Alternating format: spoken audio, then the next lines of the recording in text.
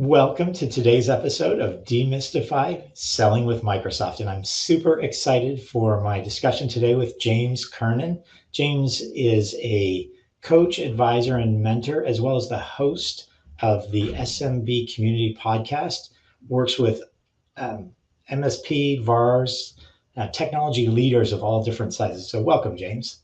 Yeah, thank you, Rob. It's great to be with you again. Likewise. And so maybe, James, you could just take a minute and share your background, a little bit of what you focus on and what's top of mind for you.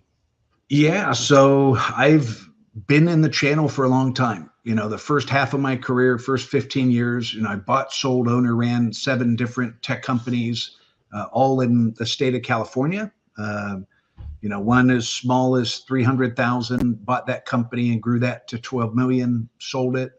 One of the bigger entities, when I started as VP of sales, we were about 30 million, a single location reseller in San Diego, the San Diego marketplace.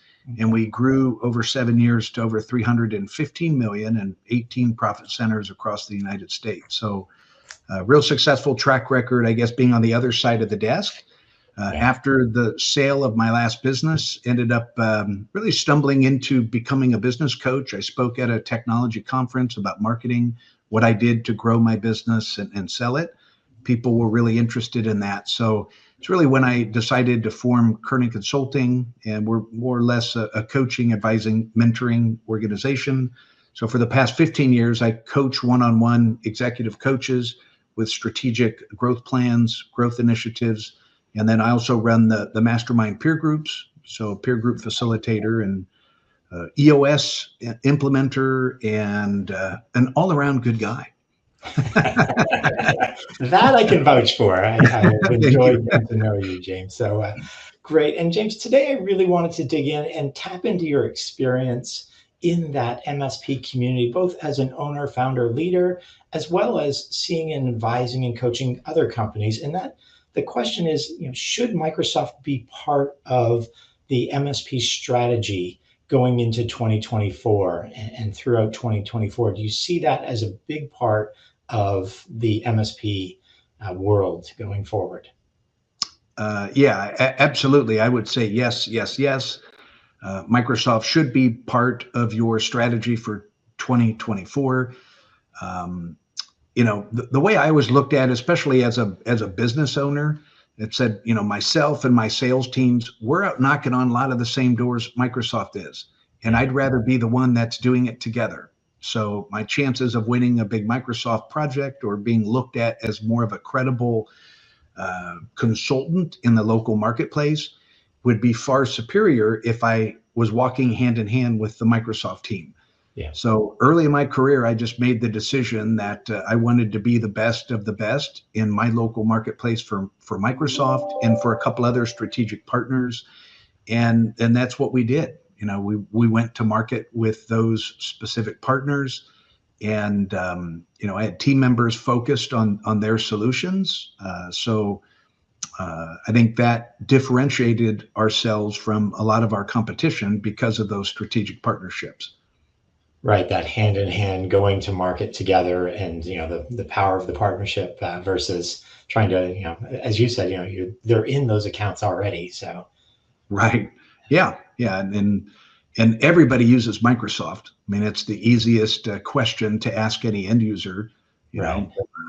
So everybody needs our help, and I want to be that one that's partnered with Microsoft and positioned that way. And I recommend that same thing to all the clients that I work with as well.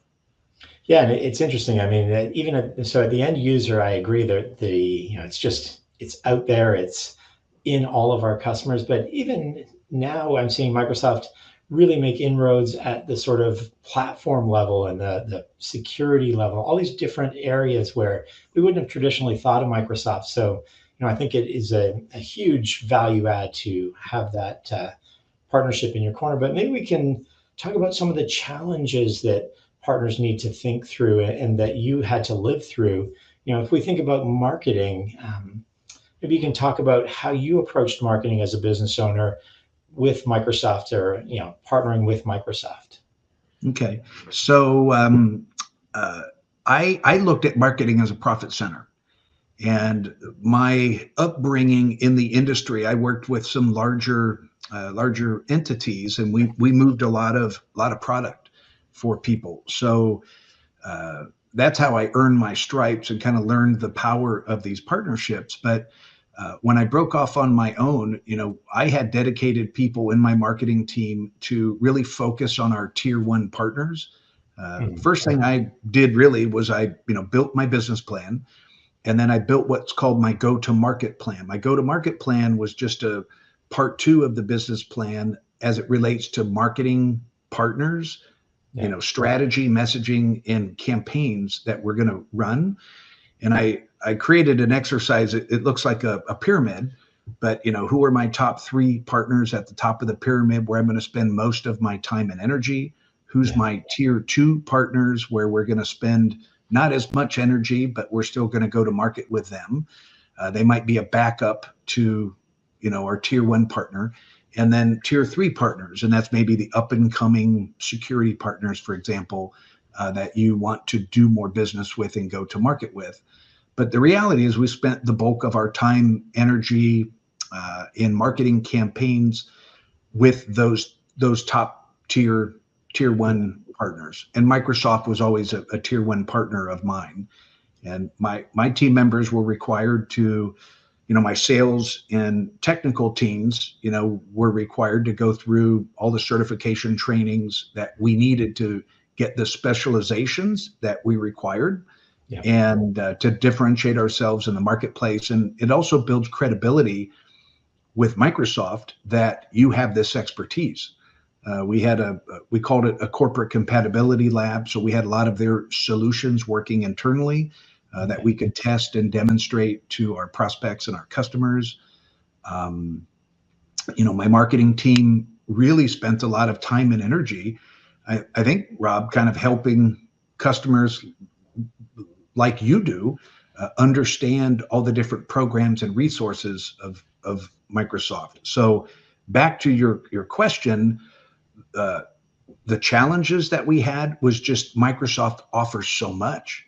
Yeah. And I remember as a business owner, it's like, oh my gosh, this is like a full-time job for three people to understand all the programs. I don't have time for this. So I, had dedicated team members, focus on that. But that really paid off huge dividends for us.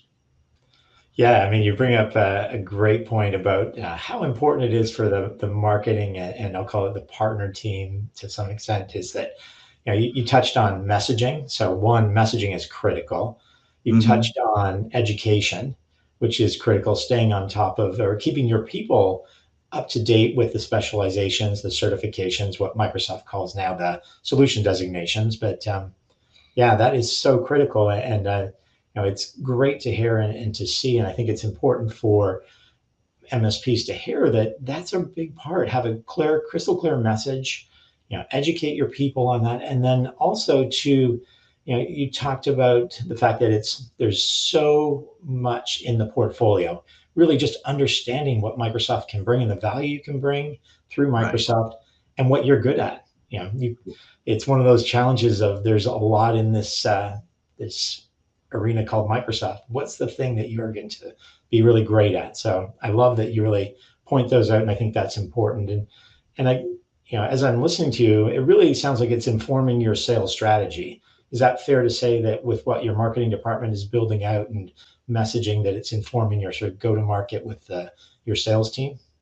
Yeah, absolutely. And remember, marketing and sales really are two completely different things. A lot of people Mhm. kind of blend it together and call it business development. Yeah. In bigger organizations, you've got different people doing that, but you really need to connect the dots. And sales has to be on board with what marketing's doing, campaign wise, and vice versa. Yeah. So they do go hand in hand. Yeah, it's interesting. I mean, as you're thinking through, the messaging and your marketing groups out there promoting a message to the market.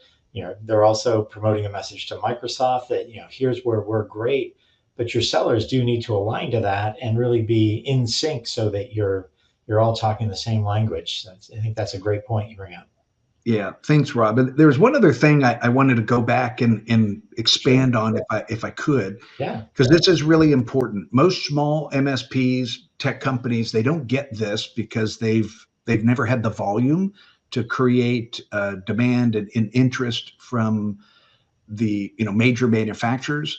But when I said that our marketing department was a profit center, it really was. And what I mean by that was the people in my team, we actually would ask our strategic partners for sponsorships on all of the marketing campaigns that we were planning on doing that month, that quarter, that year. And we would give them visibility to our go to market strategy and our plan and invite them to be a part of it. So we wouldn't open it up to everybody. We only did this for our strategic partners, and we Yeah. explained to them how we go to market. But Microsoft's maybe not a perfect example because they've got so many different programs. But when you look at Cisco and all the other manufacturers, and you combine them into your partnership with like a Microsoft, you could uh, you get a lot of money from these manufacturer partners and the distributor partners as well, to resell their solutions with your services. Yeah. So that's what I kind of meant. Like if we did a trade show, we'd invite a couple other partners to go in together as a solution. We'd share the leads, we'd work together on the leads, but I asked them to help pay for it or pay for all of it and more because we would do other promotions around that event. So that's what I meant by we kind of ran things as a profit center. Yeah, no, I think that's great. And I think that it's important for partners to know that the large manufacturers, including Microsoft, run programs like that. And, Mhm. Microsoft will run what different incentive programs. They run what they refer to as a co-op program, or you might think of as MDF or marketing development funds. So they're absolutely, I think that's a great way to approach marketing. And a lot of people miss that. And I think you nailed it when you talk about really ensuring that marketing is it's contributing to the business and it's looked at as a profit center. There's Right. millions of dollars, and I know firsthand Microsoft is pouring millions of dollars into that SMB, what they call SMC, or small to medium corporate Yeah. uh, arena, for this very reason, to be funding workshops, to be funding marketing campaigns. All of that is so critical. So I love that you brought that up. Yeah. Thank you. Let's transition around sort of the partner, managing a partner like Microsoft, and you talk about this pyramid, and maybe you can talk about was that managed through your marketing group, and how did you stay on top of, or what did you do, or those people do for you to stay on top of the programs? So, so first and foremost, we really just once we determined that Microsoft was a tier one partner, we Yeah, just really needed to educate ourselves on all the resources that they had available. And I'm talking about the technology, the programs, and then the people. The people are really important. Who are we going to go to market with? right. You've got your inside sales team. Your partner managers, your account managers, and they're typically somewhere else. Yeah, But we wanted to identify them. There were field people based on the size of the accounts and then also what vertical they were in. And there were also solutions experts or technical people. I wanted to identify who these contacts were. And a quick funny story. Now I teach, I work with business owners and help educate them on how to do all these things, but I didn't know all of that early on in my career. right. Here's a funny thing is I remember one time it was what was going through my mind is I go, how can I communicate to all the Microsoft contacts, all the things that I'm doing? Yeah, And I think I was building a pipeline report and sending it over as part of our requirement or promise to them. I was just giving them visibility on my Microsoft pipeline. yeah, And it dawned on me, it was like, you know what? I'm going to add, what else we're doing, all the marketing campaigns, all the trainings we're doing, the demo lab. I'm going to put all of these things down in a report, almost like a newsletter, yeah. and I'm going to send it to every Microsoft contact that I had. And I was like, I hope I don't get in trouble. And my philosophy was, um, and I'm gonna trust these contacts, not to do anything wrong with it until they give me a Yeah. reason not to. But I did that, and I sent this information over to them, and I can't believe the very first time I did that, I think I got about 6 phone calls and half a dozen emails about, and the response was all the same. It was like, "Oh my gosh, James, I can't believe you guys are doing all these things. I had no idea." Yeah. And it was, management people, it was techs, it was inside salespeople, it was outside salespeople, and it kind of brought us all together, and it Mhm. really developed. And then I would, those tier one partners, I kind of grew into. Uh, I had like a mini business plan, and so we had a strategic business plan template that I would put together for each year for those partners, and then I would distribute that to the entire team so they knew. Yeah. But it it really is just all about communication. Talking to the right people, letting them know what you're doing, and that made some huge, you know, improvements in the Oh, relationship for sure. yeah. I mean, that to me holds true today. We think about how fast the technology is evolving and where our customers are going. And as a partner, as an MSP or a VAR, if you can bring education, that's massive value to the Microsoft field. I love what you're doing there. I loved how you did that, and I love like the risk that you took there to be like, oh, what's going to happen? Yeah, yeah. I was But no, worried that I was I going think that you nailed it. I think that is an amazing tactic for really every partner, especially when you think about if you're local and you could host to. those events, in person, the value that that brings for you as an MSP and for your partner in Microsoft or whomever you're partnering with. I mean, I love that. That's a great strategy. And I love Yeah, that and you we were willing to take a risk early on. It was like, oh, what's going to happen? Fingers crossed. this could blow up, Yeah. and we ended up, at least, a couple of the organizations at the tail end. We had really nice showcase offices, but we Yeah. also did a lot of things at the local Microsoft facility, their office, and they always had really cool offices. They always did events there, and as we became more prominent with them and kind of moved up the org chart in their eyes, we did a lot of events at their facility. So it Yeah, worked out. and that's true. I mean, today, I mean, Microsoft has the what they refer to as the MTC or the Microsoft Technology Centers, and leveraging those, what a great tool. Yeah, I think that that is another great strategy. Is let's leverage everything. If you've got offices, fantastic. But if you don't, that's what Microsoft's there for, is to lend their partners the space. So I love that you're doing that, or you were doing that as part of that, and that's part of your advice. Great.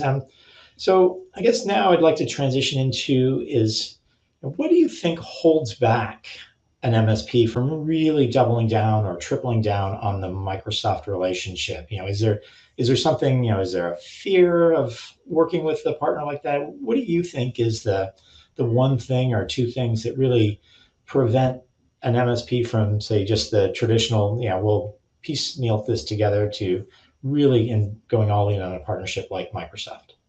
A couple of the first things that come to mind. Number one is just time.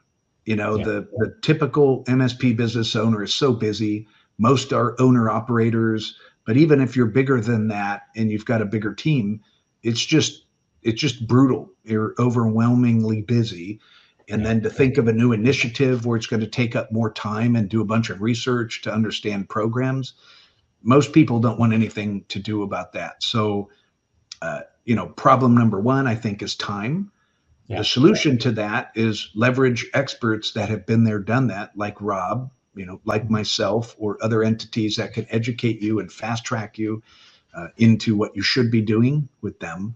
And secondly, it's kind of interesting. I remember, I think I was at a tech data event before they merged with Cinex, and I remember talking about the power of partnerships, and we were talking about this topic, and some of the people in the room, and I think I made a comment, Rob. I said, hey, when a manager of someone, like, sales reps, and it's the sales rep manager, they call you, you pick up the phone. And hey, I'm going to be in town for just one day. Do you have time to meet me? Yes, you Right. make time to go meet them because they're the ones who say yes to these sponsorships and the partnering agreements that you want. So you need to meet them. And I remember some of the people in the room were like, "What? Why would you spend time with your vendors? You know, I'm too busy taking care of my end users. That's where all my energy goes." And it's like, Yeah. well, you're missing the boat. And we talked about kind of the importance of selling back up the supply chain. Don't be just looking one way. If you Right. want leads and you want sponsorship dollars and these big programs to grow, you need to partner with companies like Microsoft. So, you need to sell back up the supply chain to them and make sure they know everything that you're doing.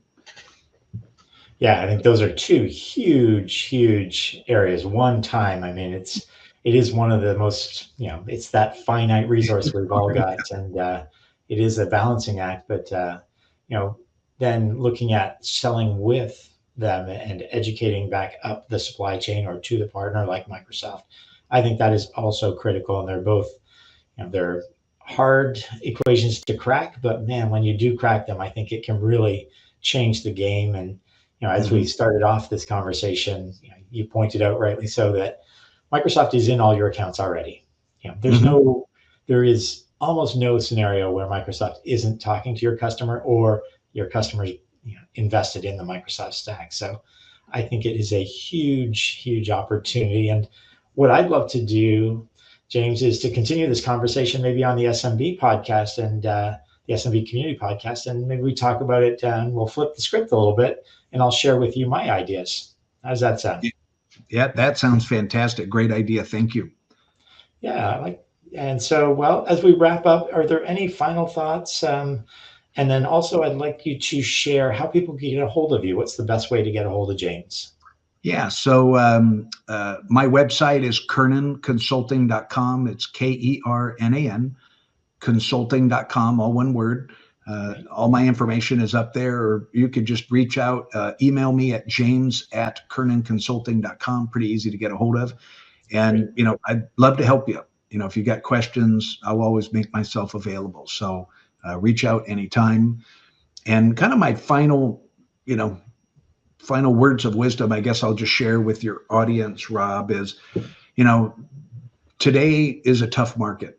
It's harder and harder and harder for these new MSP business owners to kind of take off. And some of you that have been in the channel for a long time, it's harder than it's ever been to be successful. All the economic indicators, the media, all that stuff is kind of stacked up against you. So number one, stay positive. Surround yourself with like-minded, positive people that kind of lift you up instead of suck the air out of the room. So number one, stay positive. Number two, stay connected. Podcasts, peer groups, communities. Read as much as you can, but stay connected to as many resources, credible resources, so you stay informed and you know what's going on. And then lastly, keep marketing yourself. Marketing should be the oxygen of your business. You need to do it every day. Don't just rely on referrals. Referrals one day are going to dry up. A lot of business owners tell me, "Oh, I just do referrals. That's all." Well, you know what? Congratulations. That's great. But you should be doing a lot of other marketing in your business if you want to try to grow right through, a stagnant economy. So keep marketing yourself as well. Now, that's some great advice and so I really appreciate that, James. What I'll do, I'll drop your contact info in the show notes so that anybody or in the comments in LinkedIn, so anybody that wants to get a hold of you can get a hold of you. And I know you run a mastermind group. So to your point about staying connected with like-minded people, I encourage anybody that hasn't reach out to James and learn about his mastermind. I think that's a great way to start. And then if you are an MSP, I highly encourage you to reach out to James and talk to him about how we can help. So, James, thank you again. And I look forward to our next conversation on the SMB Community Podcast. All right, you got it. Thanks, Rob. A pleasure being with you today. Take care.